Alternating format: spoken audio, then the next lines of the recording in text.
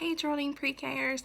So today I'm going to show you how that you can make patterns at your house. So I know that a lot of us have different things in our home.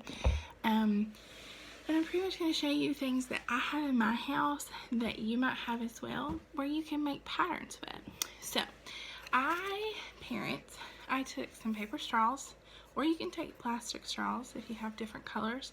I just have these paper straws, and they happen to be two different colors. So what I did was I took these two paper straws and I cut them down into smaller sections, as you can kind of see at the bottom of my video. Maybe you can see those. Okay. Then I also, since it's been Easter this past weekend, you might have some Easter M&Ms, and they're different colored. So if you want to make it fun and the kids have washed their hands, they can use M&Ms to make patterns. Some other things that I found to make patterns, my son has animal links, so little things that just kind of stick together like so. They're different little safari animals. So basically I'm going to show you how to do patterns with these three items, but really you can do patterns with silverware, like your forks and your spoons. You can do patterns with gumdrops. You can also do patterns with, since it's been Easter, you might have fun little Easter eggs. I know we have like little Easter egg characters, so you can make patterns out of Easter eggs. You can make them out of fun characters, or you can make them out of the regular plain old Easter eggs. So I'm going to show you how to do that. Here we go. So first I'm going to show you how you can use just simple a pattern with animal links. So basically you would present them to the child like so, and you could say, okay, I know that I have an orange and a red. What comes next? And the child would look at the pattern right here that's already established and say, oh, well, I need an orange. And then you could say, well, why do you think that you need an orange turtle? And the child might say, well, when I look at my pattern, I see that orange comes before red. So to start the pattern over, I would need an orange turtle. So that's just a simple, very simple pattern there. Okay, now another pattern might be, you could, if you have animal links like this, you can even do just colors if you want to. So you can say, okay, we're going to make a pattern with color. So say that we have two greens and, or let's say we have two yellows and a green. So you might say, okay guys, we have two yellows and a green. What's going to come next? So you would want your child to look at the pattern that you have displayed here, and you would want them to say, okay, well, I see a yellow, and a green. So I know what comes next is yellow.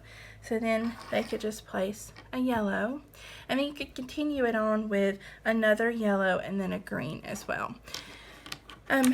Another way that you can use, if you want to use like a food aspect, if you wash your hands very well, if your child has, and yourself, especially during these times, you can have, maybe that can show up a little bit. Let's see if I can zoom in. Okay, so I have a green, yellow M&M. So you might say, okay, what colors do you see here? And your child could say, well, I see a green, and a yellow. And you might say, well, what comes next? And hopefully they'll say, well, I know that I need another green, and I need another green. And you might say, well, what's next? And they could say yellow. So that's a certain pattern that you could use, or you could simply just use a simple repeating pattern as so, by saying, okay guys, okay son or daughter, what comes next? Well, if I have a purple and a pink, what's going to come next? And they would simply purple, pink. Okay. Another thing with Easter eggs you might have, since last week was, I hope these stay up, was Easter. You can have these fun little Easter eggs here, and you might say, okay, if I have a, well, they're not really wanting to stay up, but anyhow, if I have a cat, a dog, and a zebra, what comes next? How would I continue my pattern?